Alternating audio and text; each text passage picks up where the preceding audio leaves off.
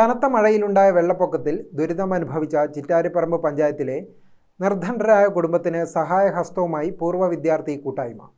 Chittariparamba government higher secondary സ്കൂളിലെ 1985 SSLC batch കൂട്ടായ്മയായ mission 85ൻ്റെ നേതൃത്വത്തിലാണ് നിർധന കുടുംബത്തിന് സഹായം നൽകിയത്. ഇതിനോടകം ഒട്ടേറെ കാരുണ്യ പ്രവർത്തനങ്ങൾ ഈ കൂട്ടായ്മയുടെ നേതൃത്വത്തിൽ നടത്തിയിട്ടുണ്ട്.